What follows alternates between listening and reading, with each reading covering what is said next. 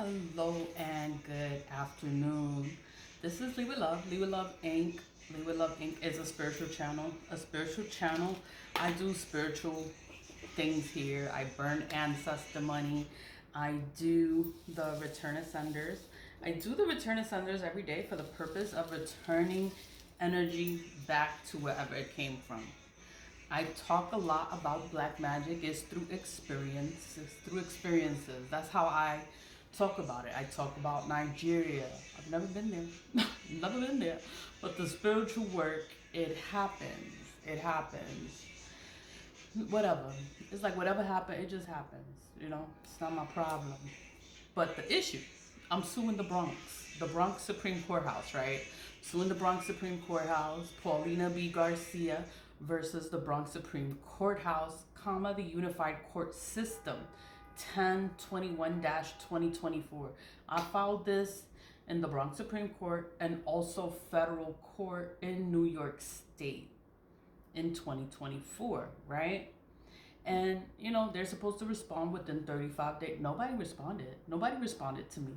And I'm suing them for discrimination, sabotage of my personal confidential information, and it's just a lot of stuff. 405-page document of proof of the negligence, of the sabotage, of the bullying, of the retaliation against me, and they never helped me. Nobody ever helped me.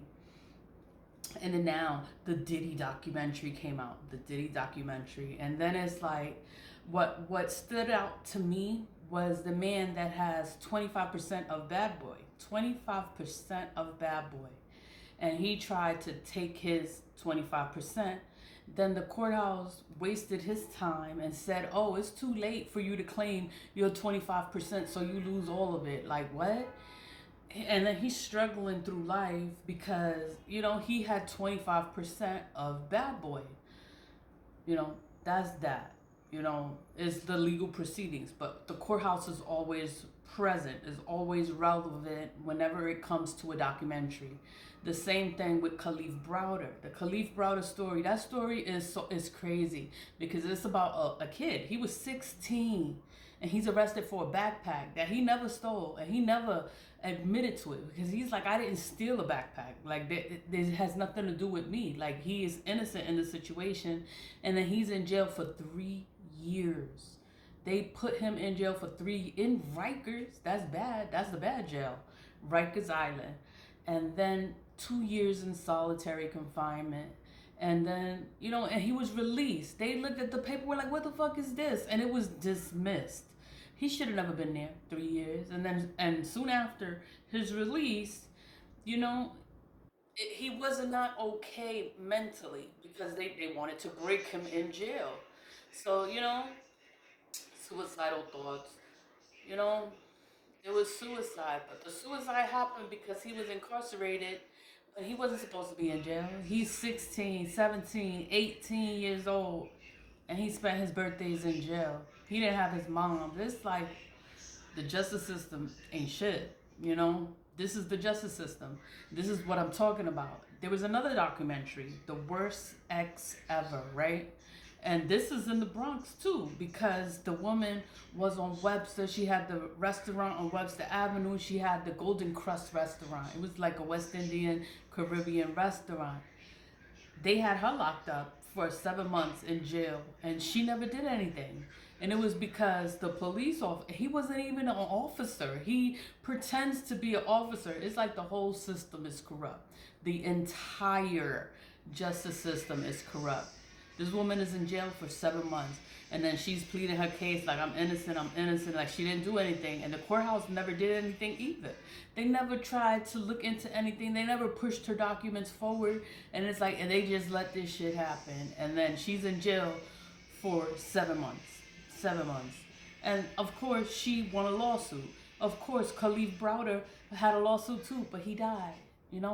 And he got a $3.3 million lawsuit. The other lady got another $1 million lawsuit because of the justice system failure to do their job. Nobody wants to do their fucking job. And it's like, process the paperwork, put the paperwork through, and then these injustices wouldn't happen. People wouldn't be in jail for no reason.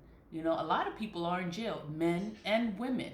It happens to both of us because you have a person that has power, that has control, that has money, and it's like whatever they pay everybody off, and everybody does what they say because they paying them off. You know, and I came on here just to talk about it because I'm just like the injustices within the unified court system is crazy. There's a lot of injustices in the unified court system.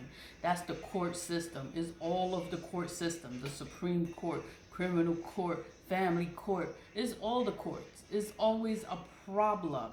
And nobody says anything. Nobody does anything. Like, who has to come up in there? Because I done complained and I went to the boss, I went to the head, I went to whoever I had to go to, and nobody ever did anything.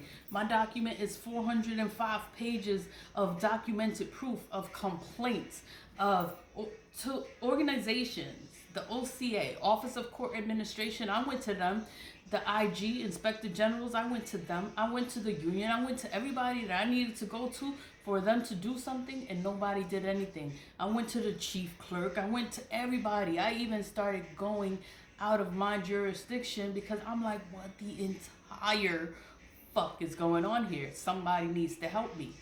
And then I go to other jurisdictions, other people with power, and then they say to me, oh, it's outside of my jurisdiction, I can't help you. Then they refer to me to an attorney, and the attorneys don't help either because they're scared of the courthouse.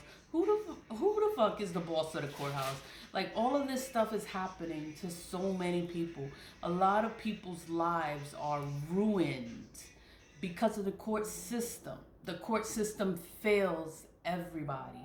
Nobody does their job. It's like a woman locked up for 7 months. Khalif Browder 3 years locked up, and then he's innocent. The woman's innocent. All these people are innocent.